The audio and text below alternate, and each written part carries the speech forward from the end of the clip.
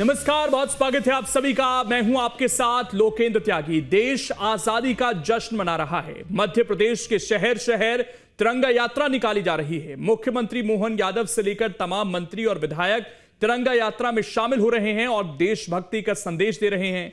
लेकिन कांग्रेस अपनी सियासत चमकाने में लगी है। 14 अगस्त को कांग्रेस ने वोट सत्याग्रह किया और चुनाव आयोग पर बड़ा आरोप लगाया, जिस पर प्रदेश की सियासत गरमा गई है। और सवाल यह है कि तिरंगा यात्रा में भी सियासी एजेंडा क्यों? आजादी का जश्न और वोटों की टेंशन है क्या? कांग्रेस का वोट सत्याग्रह है या सत्याग्रह है? आजादी के जश्न में सियासी रंग क्यों दिखाई दे रहा है? और देशभक्ति में डूबा देश, तब सियासत जरूरी है क्या? इन तमाम सवालों पर आज करेंगे चर्चा। कुछ खास मेहमान हमारे साथ जुड़ेंगे, लेकिन सबसे पहले आज की रिपोर्ट आप देखिए।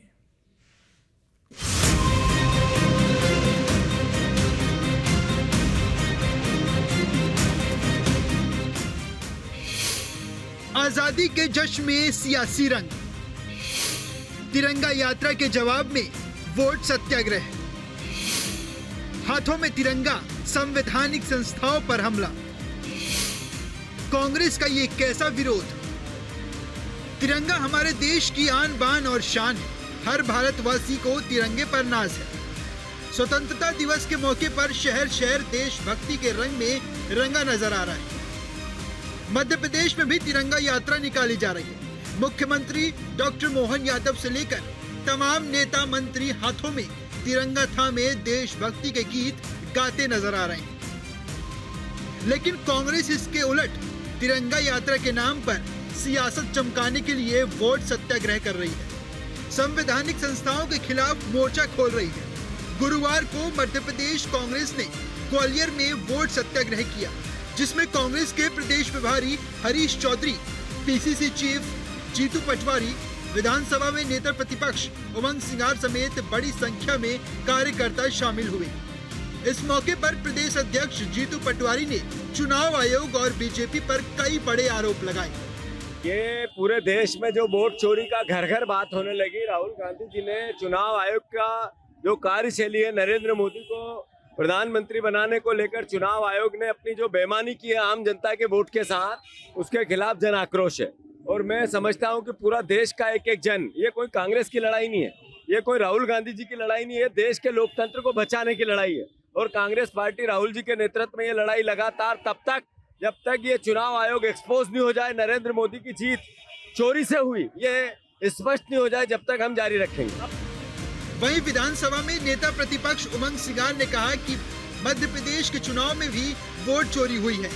सिंगार ने चुनाव आयोग पर बीजेपी के साथ साठ-गांठ का भी आरोप लगाए। मध्य प्रदेश में भी कई ऐसे विधानसभा हैं जो 500, 1000, 2000 वोट से हारे गए। कई ऐसी विधानसभा है जो हम कह सकते हैं कि जिसके अंदर वोट बढ़े, फर्जी वोट बढ़े, लेकिन वहाँ पे अंतर कम रहा, 2000-3000 वोट का, 500 वोट का।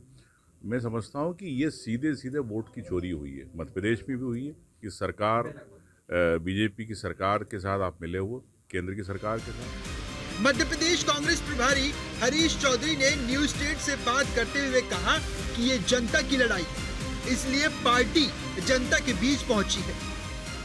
जो संविधान ने अधिकार दिया है मत का, क्या वो संवैधानिक अधिकार हर नागरिक को रहना चाहिए, नहीं लेना चाहिए? ये सवाल ये है। ये राहुल गांधी जी और कांग्रेस की लड़ाई नहीं है, और सिर्फ कांग्रेस ही इस लड़ाई को लेकर जनता के बीच में जाए।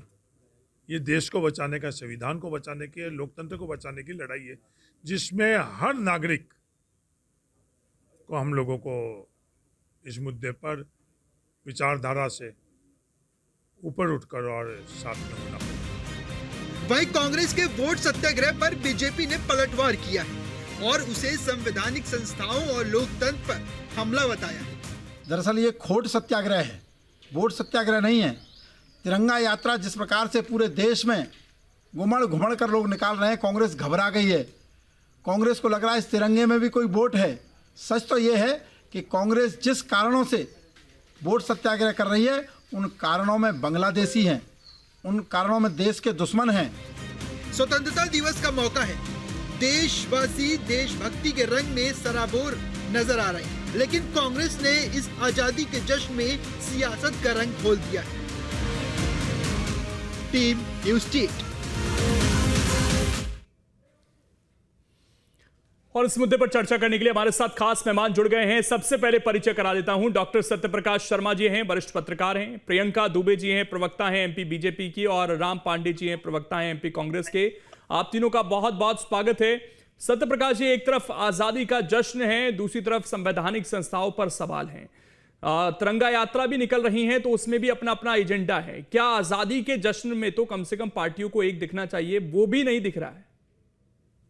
देखिए, जो तिरंगा यात्राएं पूरे देश भर में निकल रही, ना केवल मध्य प्रदेश में, ये जो कॉल है वो यूनियन गवर्नमेंट का कॉल है। और ये कहीं ना कहीं राष्ट्रीयता की भावना को दिखाने के लिए, या लोगों में इस राष्ट्रीयता की भावना जीवित बनी रहे और हम आज़ादी कैसे मिली है उस चीज़ को याद करते रहें, इसलिए ये इनिशिएटिव 2-3 साल पहले लिया गया है। मेरा कहने का तात्पर्य ये केवल बीजेपी का प्रोग्राम नहीं है, ये भारत की सरकार का प्रोग्राम है। साथ ही कांग्रेस, बीजेपी या दूसरे दल भी इसमें पार्टिसिपेट कर रहे हैं। लेकिन आपका सवाल ये है कि क्या इसमें पॉलिटिकल रंग घोला जा रहा है, तो कहने का तात्पर्य है कि अगर अपोजिशन पार्टी या रूलिंग पार्टी जो भी इससे हटकर जब भी बात करते हैं, तो मुझे लगता है कि ये कहीं ना कहीं उस सम्मानजनक कार्य के प्रति लोगों की श्रद्धा कम नजर आती है। इसमें सिर्फ और सिर्फ देशभक्ति, देश की आज़ादी की कहानी और देश की उन वीर जिनने इस देश को आज़ाद कराया है, उनको याद करने के अलावा दूसरी चीजें इसमें शामिल नहीं होनी चाहिए। राम पांडे जी, आजादी का जश्न है और आप लोग तिरंगा यात्रा निकाल रहे हैं, बहुत अच्छी बात है। लेकिन उसको जिस तरीके से राजनीतिक रूप देने की कोशिश की जा रही है, बहुत सारे और इवेंट हो सकते हैं आपके पास। और जैसे राहुल गांधी ने प्रेस कॉन्फ्रेंस की, उसके बाद आप लोगों ने प्रोटेस्ट भी किए जगह जगह पर। लेकिन जब तिरंगा यात्रा निकल रही है तो केवल उसको आजादी के जश्न तक हम सीमित रखते ज्यादा बेहतर नहीं होता? तो वही तो कर रहे हैं। जब जनता से वोट डालने का अधिकार ही छीन लिया जाएगा तो कैसी आजादी? इसी बात की तो लड़ाई थी ना। 1947 के पहले जनता के पास ये अधिकार नहीं था। हजारों सालों से राजाओं का राज था। राजा एक दूसरे से लड़ते थे, मारते थे, काटते थे और जनता से टैक्स वसूली करते थे। राजा ऐशो आराम करते थे और जनता परेशान रहती थी। अंग्रेजों का शासन था, अंग्रेजों ने भी लूटा खसोटा। कांग्रेस पार्टी ने आंदोलन किए, भारत छोड़ो आंदोलन किया, असहयोग आंदोलन किया। पंडित जवाहरलाल नेहरू 10 वर्षों से ज्यादा जेल में रहे, सरदार पटेल रहे, महात्मा गांधी रहे, लाठियां खाई, डंडे खाए। आरएसएस, हिंदू महासभा के लोग अंग्रेजों के साथ थे। आजादी मिली, तिरंगे का विरोध किया इन लोगों ने। अब इन लोगों ने तिरंगा का विरोध किया कि हम ये तिरंगा नहीं फहराएंगे, इसमें 3 रंग है, 3 कलर है, विदेशी है। आरएसएस ने 52 सालों तक अपने कार्यालय पर तिरंगा नहीं फहराया। तो ये ढोंग नजर नहीं आता है ये कि तिरंगे के नाम पर ये ढोंग कर रहे हैं। संविधान को नहीं माना, कहा नहीं ये संविधान तो विदेशी है, हम तो मनुस्मृति चाहते हैं जहाँ छुआछूत और भेदभाव बना रहे। तो आपको लगता है आज आजादी नहीं है हमारे पास? जी, यदि मेरा आपका वोट डालने का अधिकार ही खत्म हो जाएगा तो फिर कैसी आजादी? नॉर्थ कोरिया में कोई वोट थोड़ी डाला जाता है। रूस और चीन में भी वोट डालना लगभग बंद कर दिया गया है। तो जब तक हम अपना वोट डाल रहे हैं तब तक आजादी है। वोट छीनने का मतलब ऐसा है जैसे शरीर से आत्मा को छीन लिया गया। तो हमारी चुनावी प्रक्रिया पर अब कांग्रेस पार्टी को जब तक भरोसा नहीं है, जब तक इस पूरे मामले में चुनाव आयोग जो आप मांग कर रहे हैं वो पूरी नहीं हो जाती है। जी, हमने जो मांग की थी बीजेपी और चुनाव आयोग ने नहीं मानी। लेकिन आज सुप्रीम कोर्ट ने कहा है ना कि नहीं, आपको जो 65 लाख जो वोटर्स आपने हटाए हैं उनको आपको बताना पड़ेगा। आपको अपनी वेबसाइट पर डालना पड़ेगा। और राहुल गांधी जी ने जब प्रेस कॉन्फ्रेंस की, सोशल मीडिया पर 23 करोड़ लोगों ने देखा। आज तक हिंदुस्तान में इतने लोगों को सोशल मीडिया पर एक साथ नहीं देखा। 23 तो करोड़ आप लोगों की लोगों इसका ने राहुल मतलब गांधी की इसमें जीत हो रही है, और जब तक आप इसको पूरी तरीके से वोटर लिस्ट को ठीक नहीं करवा देते हैं, आप चुनाव भी नहीं लड़ेंगे, क्योंकि अभी आजादी में नहीं है हम। जी, इसका मतलब तो ये हो गया कि अंग्रेजों के हाथ में पूरी तरह से सत्ता दे दी। भाई, अंग्रेज कांग्रेस नेताओं को जेल में डालते थे, तो इसका मतलब ये थोड़ी था कि नेहरू जी ने लड़ना बंद कर दिया था, या सरदार पटेल ने लड़ना बंद कर दिया था, या हमारे भगत सिंह तो फिर फायदा क्या खुदीराम होगा बोस, सर, जब वो कॉम्प्रोमाइज वोटर लिस्ट होगी तो फिर कैसे जीतेंगे आप लोग? नहीं, माफी ये लोग मांगते हैं, हम लड़ते हैं। हम बिल्कुल लड़ेंगे, क्यों नहीं लड़ेंगे। ये देश हमारा है। ये भारतीय जनता पार्टी तो अंग्रेजों के साथ थी, आजादी हमने दिलाई है। नहीं तो उस इन्होंने तरफ कब्जा किया है। जब आंदोलन हुए थे तब चुनाव थोड़ी लड़ा था सर, जो आपने नाम गिनाए। बाद में चुनाव की प्रक्रिया आई ना, तो पहले आंदोलन ही कर लेते हैं फिर। तो चुनाव की प्रक्रिया कांग्रेस ने शुरू की थी ना, लोकतंत्र कांग्रेस ने तो स्थापित किया उसको ना। आप ये कह रहे हैं ना कि वो अभी लोकतांत्रिक नहीं है, आजादी नहीं है, तो फिर उस चुनाव का जी। मतलब क्या? पहले मुझे लगता है फिर उस हिसाब से आंदोलन ही होना चाहिए देश के अंदर, नहीं, हम और इनको आपको एक भगाएंगे मूवमेंट खड़ा किस- करना चाहिए इसको लेकर। अगर जी, मैं आपको वही तो बोला, 23 करोड़ लोगों ने सोशल मीडिया पर देखा। आज तक किसी ने नहीं देखा। वही राहुल मैं गांधी पूछ जी रहा हूँ ना के सर, मैं भाषण को। बिल्कुल सपोर्ट कर रहा हूँ कि एक मूवमेंट खड़ा हो। अगर कोई गड़बड़ी है तो वो आनी चाहिए जनता के सामने, बहुत सही बात है, 23 मैं उसका साथ 23 दे रहा करोड़ देखने का हूँ। लेकिन मतलब फिर ही है अगर उस कि चुनावी जनता- प्रक्रिया का हिस्सा बन जाएंगे बगैर उस चीज के सुधार के, तो फिर उसका हासिल क्या हुआ, मैं ये जानना चाहता हूँ। अगर तो बिहार में जो आपने मांग की कि SIR गलत है, या जो भी लोग जुड़े हैं उनको कटे हैं, मतलब डिलीट किया गया, उनको वापस दिया जाए, तो मैं मानता हूं कि आपकी जीत होती है। लेकिन अगर नहीं होती, इन केस, या चीजें नहीं बदलती हैं, मैं उस तरह से समझना चाहता हूं, तो फिर उस चुनाव का क्या मतलब? ये जनता के बीच में जा रहे हैं ना, जनता साथ आ रही है। राहुल गांधी के वीडियो को 23 करोड़ लोगों ने देखा है, इसका मतलब जनता कांग्रेस के साथ है। मानकर चल रही है कि हाँ, बीजेपी चुनाव की चोरी कर रही है, और हम जनता की अदालत में जा रहे हैं। तो जनता की अदालत सबसे बड़ी अदालत होती है, और जनता की अदालत की जब बात सामने आई तो सुप्रीम कोर्ट ने भी कहा कि हाँ, कुछ ना कुछ गड़बड़ है, आप वेबसाइट पर डालिए। अब बताइए, चुनाव आयोग ने अपनी वेबसाइट ही छुपा दी, हाइड कर दी। आज कोई देखना चाहे कि मेरा वोट कहाँ है तो नहीं पता चलेगा। तो कहते हैं ना, चोर की दाढ़ी में तिनका। चलिए जवाब ले लेते हैं। चुनाव आयोग ने अपनी वेबसाइट क्यों हाइड प्रियंका की? जी, जिस आजादी का जश्न हम मना रहे हैं, कांग्रेस पार्टी का ये कहना है कि उसमें जो मूल था, एक व्यक्ति को वोट देने का अधिकार, वो नहीं तो आजादी कैसी? नमस्कार। सर्वप्रथम लोकेश जी, आपको और पूरी पैनल को आगामी स्वतंत्रता दिवस की बहुत बहुत शुभकामनाएं। और आज़ादी जिस संघर्षों के साथ सभी को मिली है वो बनी रहे। लोग अराजकता, अखंडता जो खंडित करना चाहते हैं, उनके नाकाम इरादे नाकाम ही रहे, इसकी कामना करती हूँ। जहाँ हमारे राम भाई इतनी बातें कर रहे थे कि झंडा किसने फहराया किसने नहीं फहराया, तो मैं आपको याद दिला दूँ, 1933 में जलगांव सम्मेलन में सर्वप्रथम तिरंगा जब अटक गया था, तो स्वयंसेवक किशन सिंह राजपूत जी ने चढ़ करके 80 फीट ऊपर उस झंडे को फहराया था। वो एक स्वयंसेवक थे, और सम्मेलन कांग्रेस का था, क्योंकि उस समय राजनीतिक पार्टी सिर्फ कांग्रेस हुआ करती थी। तो ये जानकारी थोड़ी सी दुरुस्त कर लीजिए। RSS के कार्यालय पे 15 अगस्त और 26 जनवरी यानी स्वतंत्रता दिवस और गणतंत्र दिवस पर झंडा फहराया जाता है और ससम्मान फहराया जाता है। तो ये थोड़ी सी जानकारी अपनी दुरुस्त कर लीजिएगा राम भाई। और इसके बाद हम बात करते हैं वोट की। तो वोट की अगर हम बात करें, वोट कैप्चरिंग की जो बात होती थी, जब बूथ कैप्चर कर लिए जाते थे, मतपेटियां लूट ली जाती थी, और वो तो छोड़िए, जब इलेक्शन को कोर्ट के द्वारा इनवैलिड घोषित कर दिया जाता था तो आपातकाल लगा दिया जाता था। संविधान में अपने सुविधा अनुरूप परिवर्तन करे जाते थे। या अगर हम बात करें 1980 में व्यक्ति को भारत की नागरिकता नहीं मिलती और उसका वोटर आईडी में नाम आ जाता है, फिर वो कटता है, फिर वापस उसको जोड़ दिया जाता है। 1983 में सोनिया गांधी जी का ये मैटर है, और ये पूरा सर्वे थे। अब हमारे राम भाई कह रहे थे कि राहुल गांधी जी का जो वीडियो है वो सोशल मीडिया पे बहुत देखा गया। तो भाई मैं आपको बता दूं, सोशल मीडिया पर कॉमेडी के वीडियोस जो हैं, कपिल शर्मा के जो शो होते हैं, उनको कई लोग देखते हैं, पर इसका मतलब ये नहीं कि उसे एज ए पॉलिटिशियन वो लोग एडमिट कर लेते हैं। किसी चीज़ को एडमिट करना और किसी को एज ए एंटरटेनमेंट देखना, दोनों में बहुत अंतर आता है। धरातल पर कांग्रेस को खड़ा होने के लिए आत्ममंथन करने की आवश्यकता है।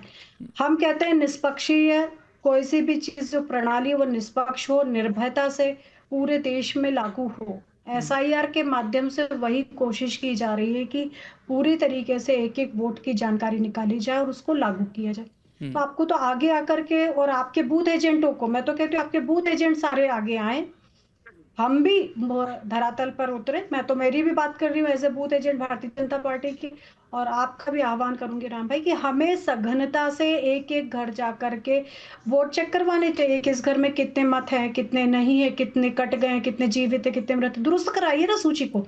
ये ही काम करें कम से कम हम अपनी पार्टी के हित में, तो ये भी हमारे देश को सच्ची श्रद्धांजलि होगी, सच्ची आदरांजलि होगी कि हम अपनी नागरिकता का, अपने मताधिकार का सही उपयोग करें। मेरा नाम भी अभी वोटर लिस्ट में, राम भाई का भी नाम वोटर लिस्ट में, तो क्यों ना हम जिनके कट गए उनके जुड़वाएं, जिनके गलत एंट्री हुई है उनको दुरुस्त करवाएं, हमेशा बीएलओ के साथ मिलकर क्रॉस वेरिफिकेशन करवाएं। ये तो हमें करवाना चाहिए, और जो हमारे संसाधन पर गलत उपयोग कर रहे हैं या जो घुसपैठी की तरह बैठे उनको भी बाहर करवाएं।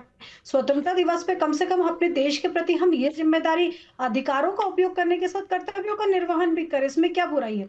परंतु आप लोग जिस वोटर आईडी या जिस वोटर लिस्ट को लेकर के आप लोग बातें कर रहे हैं, अधिकतर आप लोग ने हंगामा बरपाया हुआ है बेंगलोर सेंट्रल पर रायबरेली की सीट पे भी बात करिए, वायनाड की सीट पे भी बात करिए, पश्चिम बंगाल में भी बात करिए, बिहार में भी बात करिए। मैं तो कहती हूँ यत्र तत्र सर्वत्र एसआईआर लागू करवाइए। एक उनको वो ये वोट कह रहे की हैं कि सघनता आप से लोगों जांच को ये मांग करवाइए। करनी चाहिए चुनाव आयोग कम से कम उनको एक डिजिटल कॉपी दे दे ताकि ये काम थोड़ा जल्दी हो सके। डिजिटल आप कॉपी लोग मैं तो कहती जल्दी क्या, आप एक बात बताइए लोकेन जी, मेरे घर के आगे के 10 घर और पीछे के 10 घर, 20 घर की जिम्मेदारी मैं ले लेती हूँ, तो इससे सरल काम क्या होगा। अरे तो वो जो क्या काम हम ऑलरेडी कर्तव्य- डॉक्यूमेंटेड है तो उसको तो हम सामने रख डॉक्यूमेंटेड सकते है हैं। ना, बिल्कुल है। उसमें ही गड़बड़ियां जब देखी गई, उसमें ही अगर कॉम्प्लिकेसी देखी गई तो कई नाम काटे गए, क्योंकि कई दूसरी जगह मूव कर गए थे, किराएदार रहते थे वो वहां रह नहीं रहे, कहीं और मूव कर गए, उन्होंने अपडेशन करा लिया, ऐसी बहुत सी चीजें हुई, इसलिए तो नाम कटे। और उसके लिए भी 1 सितंबर तक का समय दिया गया है कि वो दुरुस्त करवा लें। अगर गलती से किसी के नाम कट गए हैं तो वो एड ऑन करवा लें। जिन मिंता देवी को लेकर के इन्होंने हंगामा बरपाया, वो खुद इनका विरोध कर रही है कि आप ऐसे कैसे मेरे नाम का या मेरे चीज का उपयोग कर सकते हैं। वो खुद खड़ी हो गई इनके विरोध में, इनके नाम के इन्हें टी शर्ट्स छपवाए थे। तो मेरा ये कहना पड़ता है कि जिसको इतनी समस्या है, जिसको इतना तकलीफ है, मैं तो खुद की भी जिम्मेदारी ले रही हूँ, क्योंकि जब हमारा इलेक्शन आता है, चाहे नगर पालिका नगर निगम का आए या फिर हम बात करें ठीक, अभी मैं एक विधानसभा चीज का है, तो सत्यप्रकाश जी हमने आपसे जिम्मेदारी जानना के साथ चाहता ये काम हूं किया था। कि हर पार्टी का बूथ स्तर पर एक कार्यकर्ता होता है, और खासकर 2 बड़ी पार्टियां हमारे साथ इस वक्त पैनल में भी हैं, बीजेपी कांग्रेस। जब चुनाव होता है तब तो बाकायदा वोटर लिस्ट दी जाती है, और जब हम वार्ड देखते हैं तो इतनी बड़ी वोटर लिस्ट भी नहीं होती है, क्योंकि आदमी कई बार अपना नाम भी खुद जाकर वहां पर देखता है तो पूरी वोटर लिस्ट एक बार छान लेता है। तो क्या ये उस समय काम पार्टियां नहीं करती हैं, या उस समय ऑब्जेक्शन, जब क्योंकि चुनाव आयोग ये कहता है कि जब समय है तब आप ऑब्जेक्शन कीजिए उस पर, उस समय ऑब्जेक्शन करना क्या ज्यादा बेहतर ना रहे? अब जिस तरीके से बातें उठाई जा रही हैं, जैसे राहुल गांधी ने कुछ लोगों के साथ मुलाकात भी की जिनके नाम कटे हैं या जिन्हें मृत बताया गया, तो बेहतर है, जैसा प्रियंका जी अभी सुझाव भी दे रही हैं, कि उसको दुरुस्त कराया जा सकता है। अगर वो मानवीय भूल हुई है या गलती हुई है या जानबूझकर भी काटा गया है, अगर उसको सामने रखें तो क्या उसको नहीं ठीक कराया जा सकता है? लोकेन जी, आपने मुझसे पूछा है सवाल। जी जी, देखिए, इलेक्शन कमीशन जो है वो पॉलिटिकल पार्टी और देश के लोगों के लिए के प्रति अकाउंटेबल हो, ये सुनिश्चित होना चाहिए। तभी उसकी जो एग्जिस्टेंस है उसका सम्मान बढ़ता है। देखिए, कोई भी पॉलिटिकल पार्टी हो, अगर उसको उसकी प्रक्रिया पर प्रश्न है तो उन प्रश्नों के लिए मैं ये मान के चलता हूं, किसी भी पार्टी को, अगर एक पार्टी ए है, एक बी है, एक सी है, अगर ये पार्टी को ऑब्जेक्शन है तो बी पार्टी को इलेक्शन कमीशन के फेवर या इलेक्शन कमीशन के स्पोक्स पर्सन की तरह कभी बात नहीं करना चाहिए। सवाल यहीं से तो खड़ा होता है। वो एक स्वतंत्र बॉडी है, वो सभी पार्टियों के लिए बराबर है।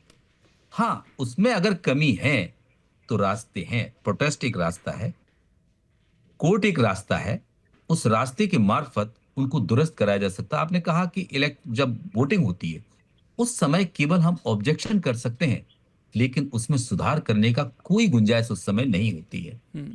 अगर राहुल गांधी इस चीज को या कांग्रेस इस चीज को उठा रही है, तो मेरा भी प्रश्न आता है कि कुछ जगह जहां कांग्रेस जीत दर्ज कर रही है वहां क्यों नहीं ऑब्जेक्शन किया जाता है? एक समस्या ये कहीं ना कहीं उनकी दूसरी पार्टीज के लिए एक बड़ा प्रश्न खड़ा कर देते। इलेक्शन कमीशन ने अपनी, आपको ध्यान हो कि पिछले बार जो गुप्ता जी इलेक्शन कमिश्नर थे, उन्होंने ये चीज कही थी कि वहां क्यों नहीं किया जाता। लेकिन मेरा ये मानना है कि अगर कोई भी राजनीतिक दल, जबकि वो राष्ट्रीय स्तर का दल है, अगर कोई ऑब्जेक्शन उसके पास है तो उसका जवाब इलेक्शन कमीशन को दुरुस्त करके चीजों को देना ही चाहिए। ये मैटर ना तो भारतीय जनता पार्टी का है ना कांग्रेस का है, ये देश के प्रति उसकी अकाउंटेबिलिटी का है। मेरा कहने का तात्पर्य यह है, ये Bharatiya Janata party election commission को नहीं चलाती, क्योंकि भारतीय जनता पार्टी पर जो कांग्रेस आरोप लगा रही है वो भारतीय जनता पार्टी थोड़ा इलेक्शन कमीशन को चला रही है, वो आरोप इलेक्शन कमीशन पर है। और मुझे लगता है कि भारतीय जनता पार्टी को इलेक्शन कमीशन को उतना ज्यादा सपोर्ट करने की आवश्यकता भी नहीं है, क्योंकि जब आप सपोर्ट करते हैं तो आप टारगेट पर हो जाते हैं, क्योंकि आप तो उसमें कोई पार्टी ही नहीं है। पार्टी तो ये लड़ाई जो दिख रही है, भले ही वो मोदी जी को सामने लाते हैं कि मोदी ने जो वोट लिया है वो चोरी से लिया है, ये तो कोर्ट ही इसका जवाब दे सकता है, मेरा ये जो मानना है। और दूसरी चीज ये है कि अगर कोई भी पॉलिटिकल आउटफिट इन सब चीजों से सेटिस्फाइड नहीं है तो उसके पास प्रोटेस्ट रास्ता होता है, उस रास्ते पर अगर कांग्रेस चल रही है। चुनाव आयोग कहता है आप एफिडेविट दीजिए, उसको कांग्रेस मानने के लिए राजी नहीं है, तो कांग्रेस भी क्या सड़कों पर ही इस मामले को उठाती दिख रही है? फिलहाल यही माना जाए। देखिए, हर स्तर के आंदोलन की एक सीमा होती है। प्रोटेस्ट ये दिखाता है कि हम इस चीज से नाखुश हैं, लेकिन न्याय के लिए कोर्ट है। कोर्ट क्या उस पर डिसीजन देता है, सबसे बड़ा जवाब वही हर पॉलिटिकल पार्टी को होता है, वही लोगों, देश के लोगों को होता है। उसको मानना हर देशवासी की जिम्मेदारी है और मानना ही पड़ेगा अगर डेमोक्रेसी में विश्वास है। लेकिन एक बात जरूर बड़ी महत्वपूर्ण है कि डेमोक्रेसी कब?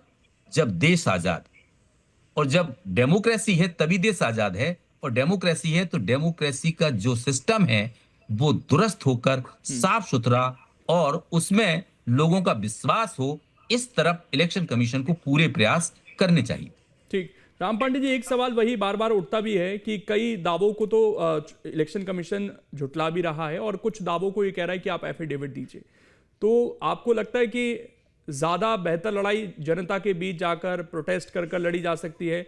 अगर आप एफिडेविट देंगे तो वहां पर आपको उस तरीके का न्याय नहीं मिल पाएगा। क्यों कांग्रेस पार्टी एफिडेविट देने के लिए तैयार नहीं है? क्यों राहुल गांधी कहते हैं मैंने तो संसद में शपथ ली है और वही मेरी शपथ है? जी, मैंने अखिलेश यादव जी का स्पीच सुना था और उन्होंने कहा था कि 18,000 एफिडेविट चुनाव आयोग को दिए थे। 18,000, एक नहीं, और चुनाव आयोग ने कोई जवाब नहीं दिया। अब आप देखिए, जब कांग्रेस की सरकार थी तो कांग्रेस ने नियम बनाया था कि चुनाव आयोग प्रमुख जो है उसकी जो नियुक्ति होगी प्रधानमंत्री, नेता प्रतिपक्ष और चीफ जस्टिस ऑफ इंडिया तीनों मिलकर करेंगे। तो उससे जो चुनाव आयोग की जो नियुक्ति होती थी निष्पक्ष होती थी और हम उसको कह सकते थे कि ये स्वतंत्र है, क्योंकि उसको ना तो सत्ता पक्ष ने चुना, ना विपक्ष ने चुना, ना सुप्रीम कोर्ट ने चुना, तीनों ने मिलकर चुना। बीजेपी ने क्या किया? सुप्रीम कोर्ट को ही हटा दिया। अब आप देखिए, सुप्रीम कोर्ट को हटाने का मतलब ही ये है कि बीजेपी ने चुनाव आयोग को कैप्चर करने का काम किया। 10 साल से नेता प्रतिपक्ष था ही नहीं, तो बीजेपी के द्वारा ही चुनाव आयोग की नियुक्ति की जा रही थी। नेता प्रतिपक्ष अभी 1 साल से हैं, लेकिन अब चुनाव आयोग को कौन चुनता है? प्रधानमंत्री, एक केंद्रीय मंत्री और नेता प्रतिपक्ष। 3 में से 2 वोट किसके हो गए? अमित शाह और मोदी के। तो ये दोनों चुन रहे हैं, ठीक है।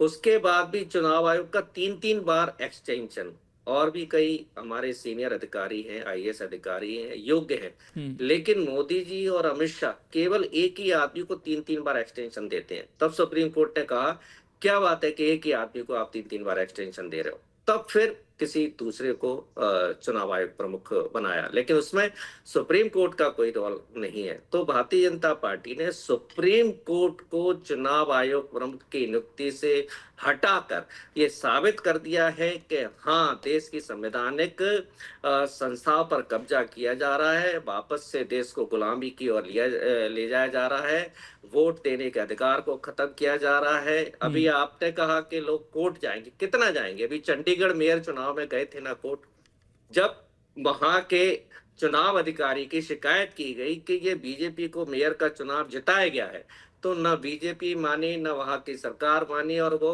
मेयर बीजेपी का बना दिया गया। जब कागजात लेकर, सीसीटीवी फुटेज लेकर सुप्रीम कोर्ट गए, तब सुप्रीम कोर्ट ने निर्णय दिया कि ये चुनाव आयोग की मदद से बीजेपी ने चुनाव जीता, निर्णय तो इसको हुआ ना कैंसिल किया सर, जाता निर्णय है। तो हुआ अंततः। तो कितनी भाई बात, 10-20 करोड़ केस सुप्रीम कोर्ट और कोर्ट में पहले ही चल रहे अरे हैं। कुछ जो बड़े केस होते हैं उनको तो प्रायोरिटी बेसिस पर भी सुना जाता है ना। तो मतलब आपका कहने का मतलब है कि जनता सीधा सुप्रीम कोर्ट जाए, करोड़ों और नहीं, इसमें तो पॉलिटिकल पार्टी, इसका भी तो पार्टी है ना सर, क्योंकि चुनाव तो अंततः आपको लड़ना है। अगर आपको लगता है कि आपके वोटर्स के वोट काटे जा रहे हैं, फर्जी वोट, तो आप भी तो पार्टी हैं इसमें। तो जा रहे हैं ना, सुप्रीम कोर्ट भी जा रहे हैं, 23 करोड़ लोगों ने देखा है, सड़क पर भी जा रहे हैं।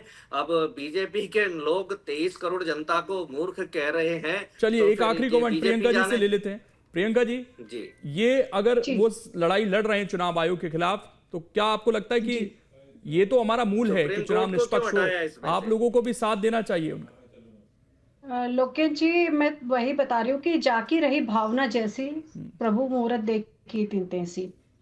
अगर 1958 से लेकर 1967 तक अगर बात करें, के सुंदरम जी, जिन्हें बाद में इन्होंने राज्यपाल बनाया, चुनाव आयुक्त रहे थे, चुनाव आयोग के अध्यक्ष। अगर 1990 में बात करते हो, VS रमा देवी जी बाद में राज्यपाल बनाई गई। इसके बाद बात करते हैं RK त्रिवेदी जी, 1982 में बाद में राज्यपाल बनाए गए। पंत जी, MS गिल जी या TN सेशन जी, ऐसे कई चुनाव आयोग के अध्यक्ष रहे जिन्हें इनके शासनकाल में बाद में प्रमोट करके किसी को राज्यसभा सांसद बनाया गया, किसी को राज्यपाल बनाया गया। तो चुनाव आयोग के ऊपर इनकी शंका करना इनकी कार्यशैली को दर्शाता है, जिसमें इन्होंने, मेरे पास क्योंकि समय इतना ही है, बहुत बहुत शुक्रिया। तो जब आप विपक्ष में थे तो आप भी सवाल उठाते थे, आज कांग्रेस उठा रही है, लेकिन चीजें स्पष्ट होनी चाहिए और आजादी के इस जश्न में ज्यादा बेहतर है कि हम फिलहाल ये याद रखें कि आजादी हमें कैसे मिली थी, इसके लिए कितना संघर्ष करना पड़ा था, वो भी आजकल युवाओं को जानना बहुत जरूरी है। फिलहाल छोटा सा ब्रेक, खबरें लगातार जारी।